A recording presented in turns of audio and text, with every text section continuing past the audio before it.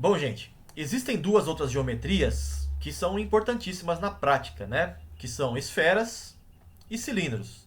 A gente vai considerar uma esfera de raio R e um cilindro longo com base de raio R. Então, um cilindro bem comprido, né? De forma que o calor vá se ser extraído pela lateral do cilindro, né? E não no sentido longitudinal do cilindro, apenas na direção radial. É como se fosse um cilindro muito longo, praticamente infinito.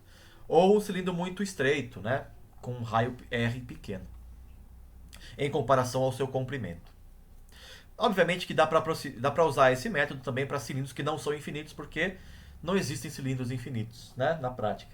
Então, se o cilindro não é infinito, ainda assim dá para aplicar, né? Vai ter um efeito de borda das áreas da base e do topo do cilindro, mas em boa aproximação funciona, tá? Para cilindros reais.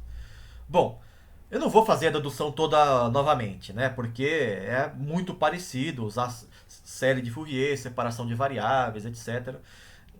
Então é tedioso fazer tudo outra vez. Eu vou dar só o resultado para vocês. Para a esfera, a equação do perfil adimensional é esta daqui. Então é diferente lá da placa, mas tem relação, né? Na placa eu tinha aqui o cosseno de zeta1 vezes o x-til, né? Aqui aparece um seno de uma coisa sobre outra. Nessa fórmula, o r-til é a posição adimensional, né, ao longo da seção transversal do cilindro, né? R, no centro, R igual a zero, né? Portanto, o r-til também zero. E na borda do cilindro, o Rzinho é igual ao Rzão, então o r-til é 1, né? Centro 0, na superfície 1. Então é a posição adimensional dentro da esfera ou do cilindro. Bom, aqui também a gente encontra o perfil para o problema do cilindro, né? De novo é parecido com o caso da parede plana e da esfera, muda só o que aparece aqui, tá? Os valores de C1 e zeta1 também estão tabelados lá na tabela 2 da lista 1 ou no livro do Incrópera, tá? Então, preste atenção para usar a coluna certa, né?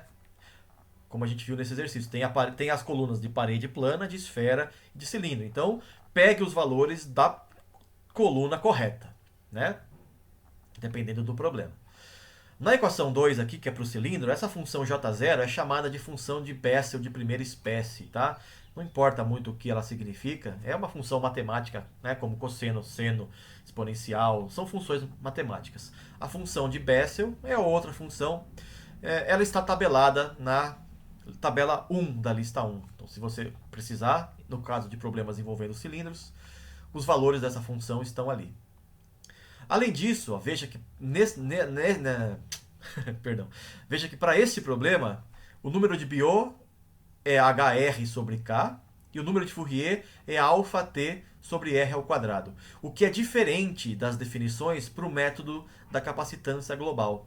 Naquele método, o que a gente usa não é o raio em si, mas o comprimento característico, né? Que é o volume sobre a área do objeto. Então, para a esfera, é R sobre 3. A gente viu isso, inclusive fez um exercício. E para um cilindro, se você fizer a conta, é R sobre 2.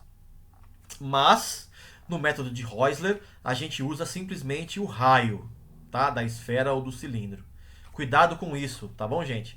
No método da capacitância global, a gente usa o comprimento característico, seria HLC sobre K ou αt sobre LC ao quadrado.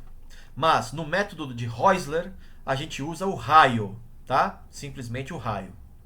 Cuidado com isso. Tá bom? No próximo vídeo, que será o último dessa parte da aula, eu vou fazer um exercício para esferas para ilustrar como a gente faz a solução, tá? Até daqui a pouco, valeu!